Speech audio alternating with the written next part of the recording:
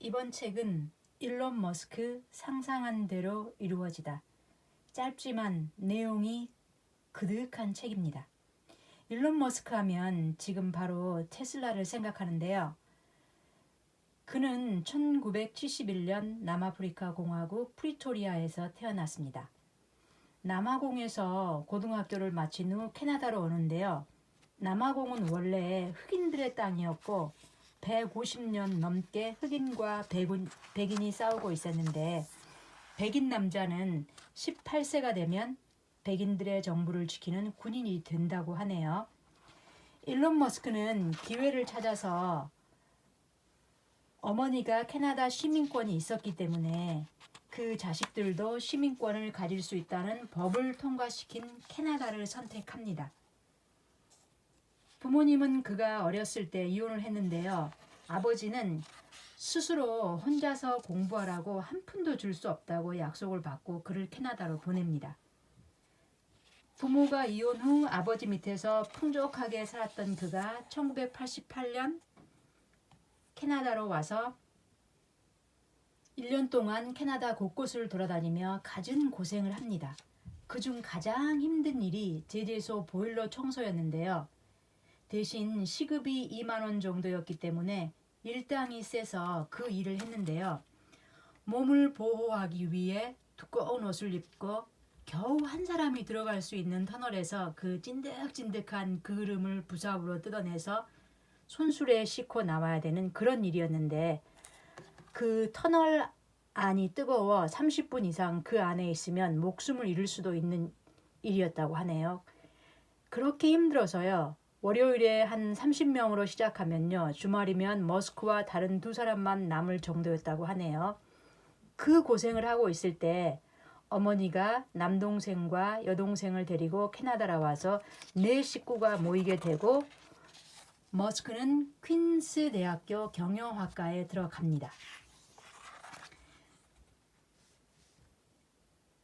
그 2년을 마친 다음에 장학금을 타고 미국 펜실베니아 대학에 진학하고요. 거기서 물리학을 공부합니다. 머스크는 고등학교 때부터 물리에 관심이 많았거든요. 그때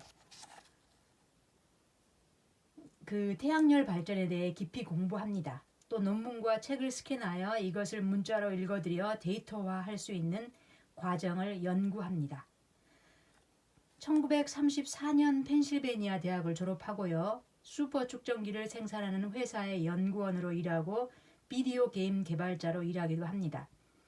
이때 우리 한국은 네이버 같은 그 포털 사이트 그리고 야후 그런 게 막 떠오르던 그때인데요. 빌 게이츠의 그 윈도우 95 버전이 그 95년에 나왔고요. 구글도 그때 나왔고요. 그러니까 1995년이 세계 인터넷 사업이 본격적으로 시작된 해라고 할 수 있겠네요. 머스크는 그 초등학교 10살 때 그때 가정용 컴퓨터를 아버지를 졸라서 샀고 그 프로그래밍 언어를 연습하는데 한숨도 자지 않고요. 사흘 만에 끝장을 볼 정도로 몰입을 하는데요.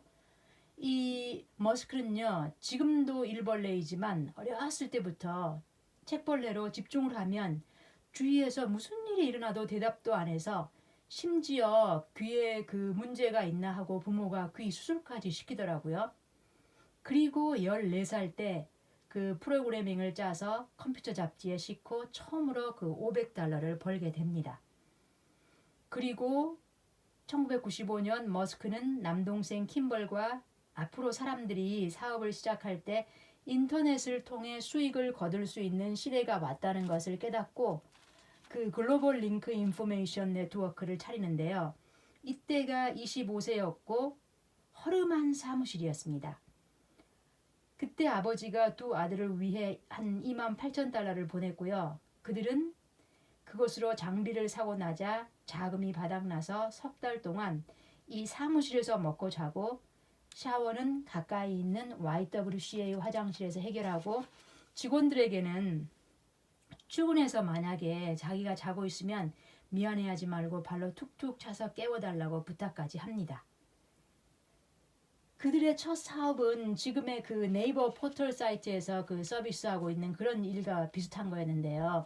그때만 해도 그 상상할 수 없던 그 때였거든요.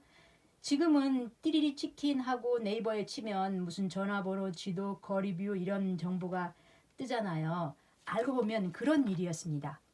그래서 머스크가 프로그래밍을 짜고 동생 킴벌이 사업체를 그 방문해서 그 회원 가입을 받고 그때 머스크는요 거의 잠을 안 자고 거의 씻지도 않고 그래서 그 영업 직원들이 들어오면 그 코를 막을 정도였다고 하네요. 그래서 초창기에는 경력이 없어서 그 투자가가 안 들어왔는데 이후 회사에 돈이 들어오고 그 회사명을 집2로 바꾸고요. 그러면서 그 서비스 지역을 미국 전역으로 넓히고요. 자, 이렇게 해서 고객이 많아지자 마이크로소프트 같은 그 대기업이요 시장에 뛰어들자 경쟁에서 밀려날 것이라는 그 위기 속에서 그 사기가 떨어졌는데 그 컴퓨터 회사 그 제조회사인 컴팩이 이 집2를 그 3억 700만 달러 대략 그 정도에 그 샀는데요. 그러니까 그 대략 처음에 그 3천만 원 정도에 시작한 이 집2가 4년 뒤에 그 3천억 원의 가치가 된 거죠. 이때 머스크는 29세였습니다. 그리고 나서 머스크는 인생에서 그 어떤 경험을 해본 적이 있냐면은 그 인턴으로 일했을 때 그때 그 경험 그 은행에서 그 인턴으로 그 일했을 때 그 경험이 있었거든요. 그래서 그것을 살려서 지금의 그 온라인 금융 그거하고 같은 그 엑스닷컴을 창업합니다. 그때는 온라인 금융을 믿지 못했기 때문에 정부의 허가를 받기도 힘들었었는데요. 하지만 그는 끝까지 포기하지 않고 끈질긴 노력으로 이 정부의 인터넷 영업 허가를 받아 1999년 11월 세계 최초의 온라인 회사를 세우고 서비스 이름을 엑스닷컴으로 합니다. 그러나 그때 그 똑같은 일을 하는 경쟁사 그 콤피니티가 그 페이팔이라는 이름으로 그 서비스를 시작하면서 두 회사의 경쟁이 치열해지고 광고비 지출이 너무 많아지자 두 회사는 합치고 그 회사의 이름은 엑스닷컴, 서비스는 페이팔로 합니다. 근데 이 두 회사는요 합치기는 했지만 워낙 치열하게 그 전에 경쟁을 해서 서로 감정이 안 좋아서 사사건건 다투었는데 일론 머스크가 결혼한 지 9개월 뒤에 신혼여행길에 올랐는데 그 비행기에 오르자마자 그 머스크에게 불만을 품은 이 커뮤니티 간부들이 머스크를 몰아내려고 최고 경영자 자리를 딴 사람 피터 티엘에게 넘겨버립니다. 이 수완이 좋은 피터 티엘은 이 페이팔을 팔 궁리만 하는데요. 나중에 그 인터넷 경매 사이트 이베이가 15억 달러, 그러니까 한 1조 7,500억 원에 사드립니다. 이 머스크가 최고 경영자 자리에서 내쫓기기는 했지만요. 그 창업을 할 때 그의 전 재산을 쏟아부었기 때문에 그의 지분이 12%나 되어서 그 2억 5천만 달러를 받게 됩니다. 그 세금을 제한 후 약 2천억 원을 받은 거죠. 그 2천억 원이면 다음 일을 하기에 충분했던 것 같은데요.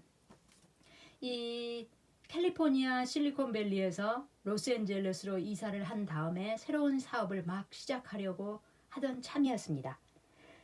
그게 스페이스X 항공 우주 사업이었습니다.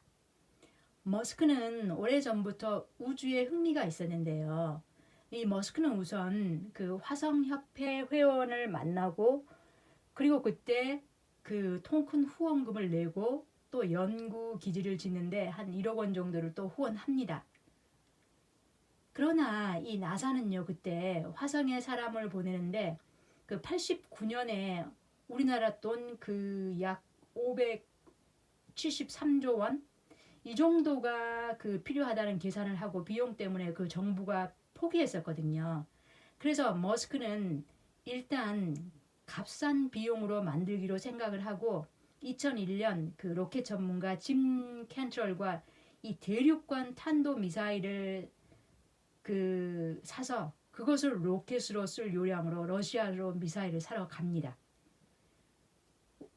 이 책을 읽다 보면요, 그의 그 모험심과 실천 정신에 읽는 사람이 따라가기가 바쁠 정도, 그 정도입니다.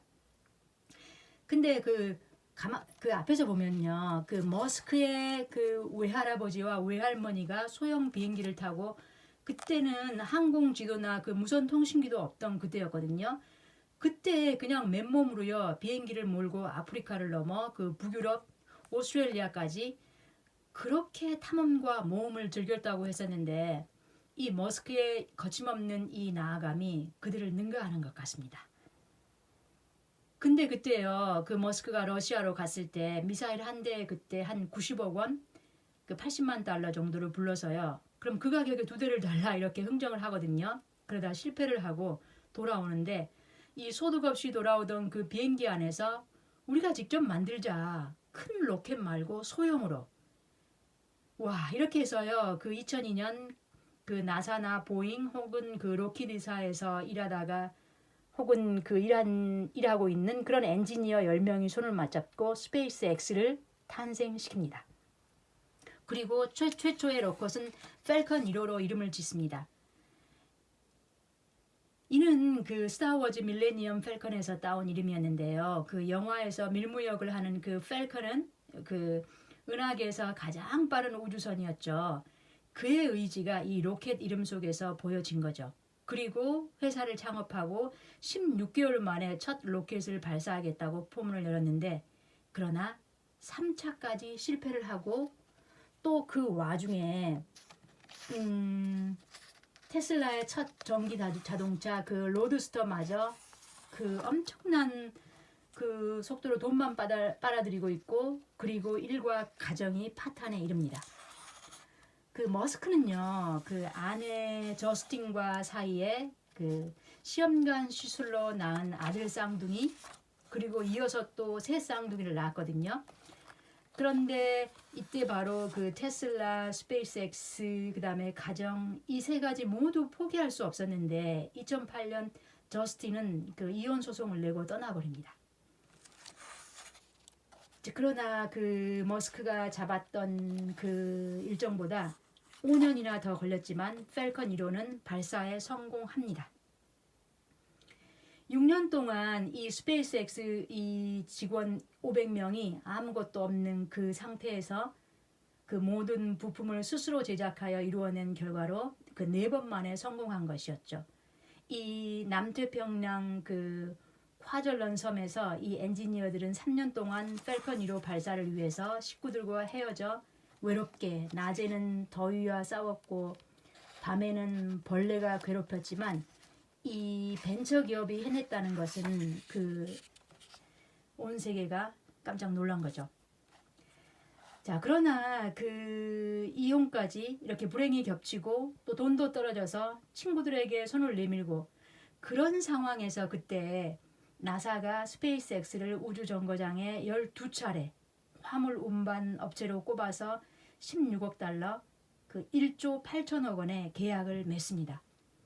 그 이후에 스페이스X의 경주마 펠컨 9호를 단 한 번에 성공시킵니다. 그 진짜 우주선 그 드래곤을 싣고 두 번째 발사도 성공했고요. 이렇게 해서 스페이스X는 펠컨 9호 발사비가 그 나사의 10분의 1도 안 되는 그 수준이었다고 합니다. 비용 절감의 답은요, 90% 이상의 부품을 직접 제작하고 만들었기 때문이라고 하는데요. 이 그 후 스페이스X는 나사와 여러 계약을 했고요. 그리고 2005년 160명이었던 직원 수가 2013년 3,000명을 넘어섰다고 하네요. 이 스페이스X는요, 지금 달마다 1회 이상 그 로켓을 쏘아 올리고 있고요. 여러 회사와 국가에서 그 위성을 우주에 올려달라거나 혹은 나사로부터 우주정거장에 화물을 보내달라는 부탁을 받고 있다고 합니다. 그럼요, 그의 최종 목표는요, 화성에 인류가 이주해서 그 살 수 있게 개척하는 것이라고 하는데요. 화성 북쪽의 그 두꺼운 얼음을 녹이면 지구 환경과 비슷해질 수 있다고 하네요. 그래서 차근차근 준비해 놔야 한다는 것인데요. 우주선을 이 완벽하게 만들기까지 시간을 벌고 싶어 생각해낸 것이 전기 자동차이고 태양광 발전이라고 합니다. 그만큼 화석 연료를 아낄 수 있다는 뜻이죠.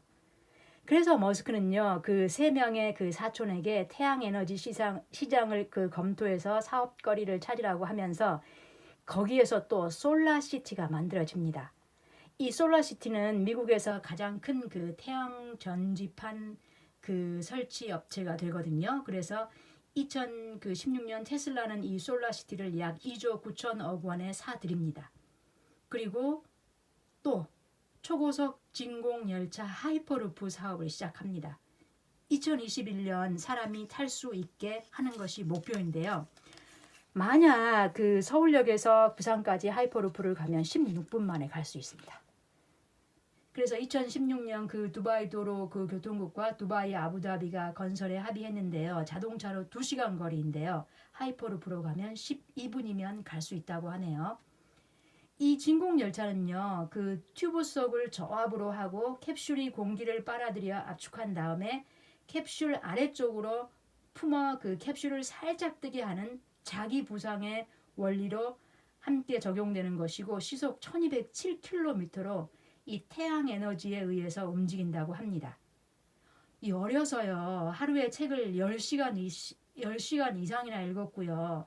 그 주말에는 서너 권씩 읽었다는 그의 머릿속에서 또 어떤 아이디어가 나올지 놀랍기만 합니다.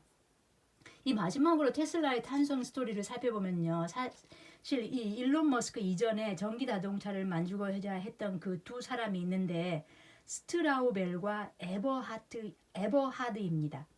그러니까 그들은 이 스탠퍼드 대학교 태양광 그 자동차 팀에서 함께 그 활동을 했던 친구들을 자주 만나 그 우리 주위에 그 AA 그 건전지 그거 있잖아요. 그하고 비슷하게 생긴 그 리튬 배터리 그걸 수십 개를 묶은 다음에 그걸로 자동차를 만들어 타고 다녔는데요. 이 스트라우벨은요, 그 태양광 자동차 그 팀 동료들에게 같이 힘을 모아 대량 생산이 가능한 이 리튬 이온 배터리 전기 자동차를 만들고자 합니다. 문제는 돈이었죠. 그래서 그 투자자를 찾아 나서지만 그 실패하거든요. 자, 그러나 이 머스크와는 그 스페이스X 그 본사 옆 음식점에서 그 만남이 이루어지는데요. 이때 그 머스크는 놀랍니다. 왜냐하면 노트북 충전기로 쓰는 이 리튬 이온 배터리로 움직이는 자동차라니 듣고 놀랐는데 이 스트라우벨은 그때 10만 달러가 필요하다고 하자 머스크는 우선 1만 달러를 주겠다고 바로 약속을 합니다.